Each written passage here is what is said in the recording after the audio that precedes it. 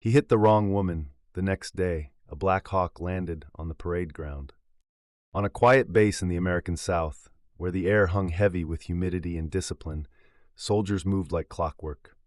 Rows of uniforms, boots hitting asphalt in rhythm, flags snapping in the wind. To outsiders, Fort Banner was order, precision, patriotism.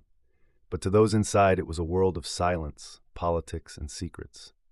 That morning, Sergeant First Class Elena Morales walked across the motor pool with a clipboard in hand, just another face in the chain of command. But within 24 hours, her name would echo across the base, her story whispered in every barracks and mess hall, because that night, someone hit the wrong woman.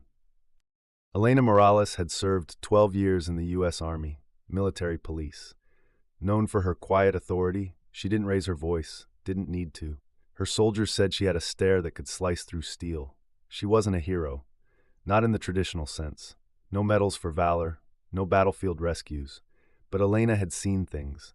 Domestic calls gone bad on base housing, soldiers breaking under deployment fatigue, cover-ups buried in paperwork, and she'd built a reputation.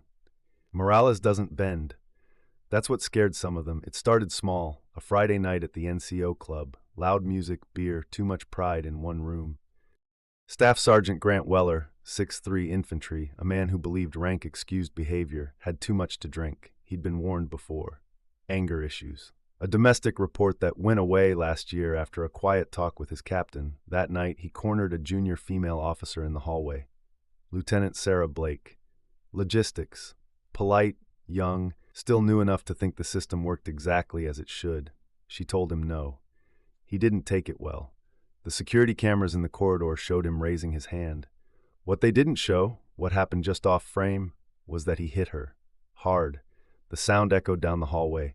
By the time the MPs arrived, the lieutenant's lip was bleeding, her uniform torn. And Grant Weller? He stood there smirking. Just a misunderstanding, he said. She tripped. But standing behind her clipboard, Elena Morales saw through every lie. The next morning, Morales filed the report. Assault of an officer, witness statements, security footage. She sent it straight up to Major Kellerman, her commanding officer.